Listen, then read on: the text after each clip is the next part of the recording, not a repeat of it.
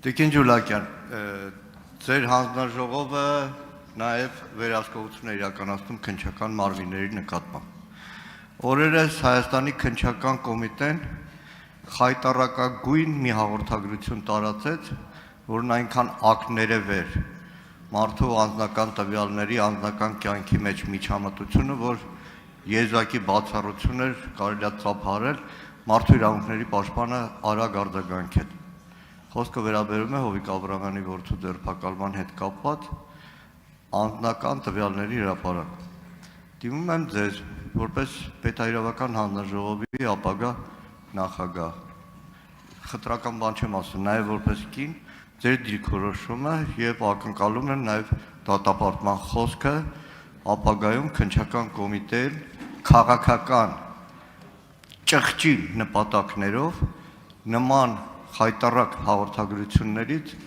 զերծ մնալու համար։ Շնորհակալ եմ։ Շնորհակալ եմ հարցի համար, պարոն Մանուկյան, այո, ծանոթ եմ ես այդ հաղորդագրությանը, եւ եթե դուք ինձնից ուզում եք լսել հենց կոնկրետ այդ բառը դատապարտում, այո, դատապարտում եմ, բայց նաեւ պետք է ասեմ, որ սա կարծես թե առաջին դեպքը չէ, որ մենք ունենում ենք խնդիր հայտարարությունների հետ կապված, որտեղ որ անձնական տվյալների պաշտպանության իրավունքի հետ կապված խնդիր է արձանագրվում եւ այստեղ ես չեմ ուզում որ մենք պարտադիր տեսնենք դիտավորությունը, այլ գուցե պրոֆեսիոնալիզմի խնդիր։ Սա խնդիր է, նաև ուզում եմ արձանագրել, դուք ասացիք, որ զարմացած եք, որ մարդու իրավունքների պաշտպանը արձագանքել է, ես կարծում եմ զարմանալու որևէ բան չկա։ Մարդու իրավունքների պաշտպանը գրեթե միշտ նմանատիպ դեպքերում արձագանքում է եւ արձագանքում է շատ տեղին, բայց նաև միաժամանակ ուզում եմ նշել, որ միայն մարդու իրավունքների պաշտպանը չէ, որ արձագանքել է այս դեպքին, այլ նաև անձնական տվյալների պաշտպանության գործակալությունը, որը գիտեք, որ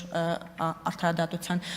նախարարության առանձնացված ստորաբաժանում է, այսինքն նաև գործադիրը դեմս անձնական տվյալների պաշտպանության գործակալության իր դիրքորոշումը հայտնել է սրա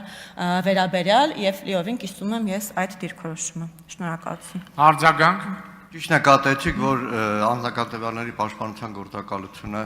եւս արձագանքել էր, որը եւս խրախուսելի է ու զարմանալի։ Ճիշտ եք նկատում, որ անձնական տվյալների հրապարակում իրավապահ մարմինների կողմից առաջին դեպքը չէ։ Անցնող 5 տարիներին ազգային ժողովի գործունեության ընթացքում բազմաթիվ նման դեպքերի եմ առնչվել եւ իրավապահ համակարգը քաղաքական նպատակով անձնական տվյալներ է հրապարակել այս ազգային ժողովի տեսախցիկները սերվերը ազգային ժողովում է հսկվում է ամենախիստ կերպով, բայց չգիտես ոնց այդ տեսախցիկների տեսանյութը մեկ էլ հրապարակվում է։ Դեռ առիթ ունենալու եմ խոսել ԱԱԾ-ի մասին, վերջին խայտառակ դեպքը, երբ որ ԱԱԾ սահմանապահ զորքերի հսկիչ անցակետի տեսախցիկի տեսանյութը մի քանի րոպեից հայտնվում է մամուլում ու ԱԱԾ-ն իրան թույլ է տալիս պատասխանել, որ կարող եմ արտահոսք կազմակերպել։ Արտահոսքը հակաօրինական բան է, բայց դա արդեն ելույթ է։ Շնորհակալություն, պարոն Մանուկյան, ձեր արձագանքի համար։ Պետք է նշեմ, որ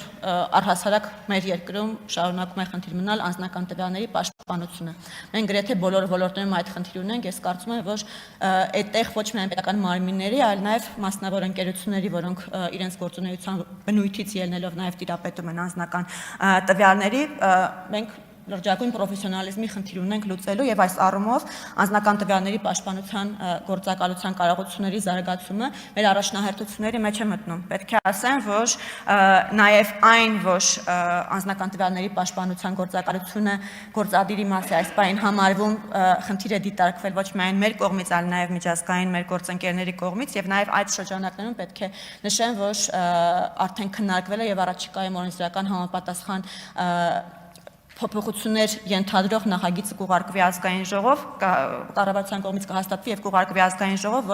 որ ինքնավար մարմին կդառնա այս գործակալությունը։ Առիթ կունենամ դեր անդրադառնալու ժամանակում չտեղավորվեցի։